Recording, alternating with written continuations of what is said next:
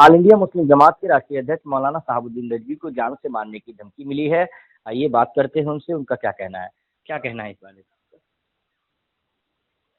23 तारीख की बात है कि तरावी की नमाज पढ़ने के बाद मैं बैठा हुआ था, किताब पढ़ रहा था।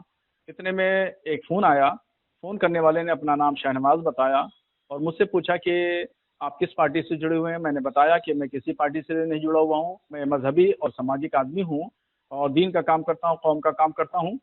तो मैंने इसी के जवाब में उससे पूछा, मैंने कि तुम्हारा नाम क्या है, किस पार्टी से जुड़े हुए हो? तो बताता है मेरा नाम शहनवाज है और मैं समाजवादी पार्टी से जुड़ा हुआ हूँ। फिर वो अपनी बात शुरू करता है। वो कहता है कि सीए का आपने समर्थन क्यों किया और समाजवादी पार्टी की आप मुखालफत क्यों करते हैं?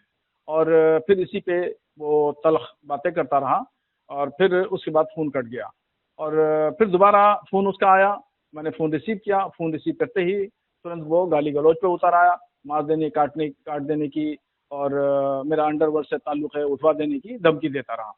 फिर एक किताब मैं लिख रहा हूँ तो मैंने मेल पे मंगवाया था मैटर। उस मेल को दूसरे दिन मैंने चेक किया तो मेल पर भी उसने अपनी मेल आईडी से मेरी मेल आईडी पर उसने धमकी भरा मैसेज पोस्ट किया है। तो मेरा कहना ये है कि सीए कानून भारत सरकार ने जो बनाया है, इसका भारत के मुसलमानों से कोई लेना देना नहीं है।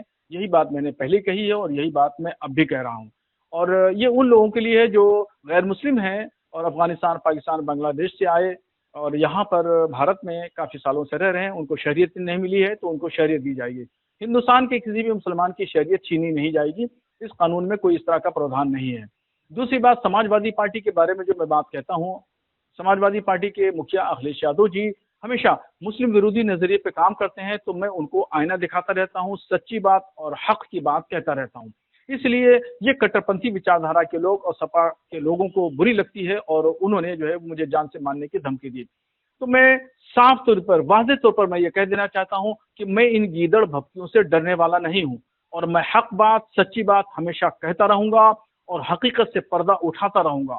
मेरी ज़ुबान को कोई बंद नहीं कर सकता और मेरे कलम को कोई रोक नहीं सकता। कोई ताकत ऐसी नहीं है कि जो सच्ची बात और हक बात कहने से मुझे रोक सके। खुदा मेरा मालिक है और वही मौत देने वाला है और वही ज़िंदगी देने वाला है। मौत और ज़िंदगी बंदे के हाथ में नहीं है। इसलिए मैं इन गीदड़ भपकियों से डरने वाला नहीं हूँ, मैं खौफज़दा नहीं होने वाला हूँ। मैं देश हित में काम करता रहूँगा क्योंकि ये देश हमारा है, ये हमारे बुज़ुर्गों का देश है और हमारे बुज़ुर्गों ने हिंदुओं के साथ में मिल कर के देश को आज़ाद कराया। इसलिए ये इस देश से प्यार करना, मोहब्बत करना हमारे लिए ज़रूरी है, हर एक शख्स के लिए ज़रूरी है और इसकी तरक्की के लिए सोचना और कोशिश करना हमारा काम है और ये काम हम करते रहेंगे। तो इस मामले में आपने कहीं शिकायत की है, अभी पुलिस प्रशासन से क्या अपील करते हैं आप? मैं अभी शिकायत करने के लिए जा रहा हूँ पुलिस स्टेशन और मैं एबीपी के माध्यम से मैं ज़िला पुलिस प्रशासन से गुजारिश करूँगा कि मेरी सुरक्षा का इंतज़ाम किया जाए और जिस दिन से ये धमकी आई है उस दिन से मेरे ख़ानदान के लोग, परिवार के लोग चिंतित हैं, फ़िक्रमंद हैं। इसलिए मेरी सुरक्षा का इंतज़ाम किया जाए। और इससे पहले भी 1 साल कबल पीएफआई ने भी मुझे धमकी दी थी। चूँकि मैं कट्टरपंथी विचारधारा के खिलाफ बोलता रहा हूँ और सूफी विचारधारा की मैं वकालत करता रहा हूँ, इसलिए पीएफआई ने मुझे धमकी दी। उस वक्त के पुलिस प्रशासन इंतज़ामिया ने हमें सुरक्षा दी थी, मगर अभी सावन के महीने में सुरक्षा हटा ली गई है। इसलिए मेरी गुजारिश है कि मेरी जान माल का खतरा है, इसलिए मुझे सुरक्षा प्रदान की जाए।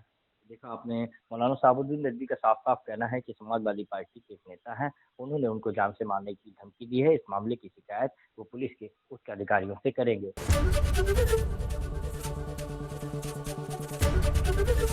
एबीपी गंगा, खबर आपकी, जुबान आपकी।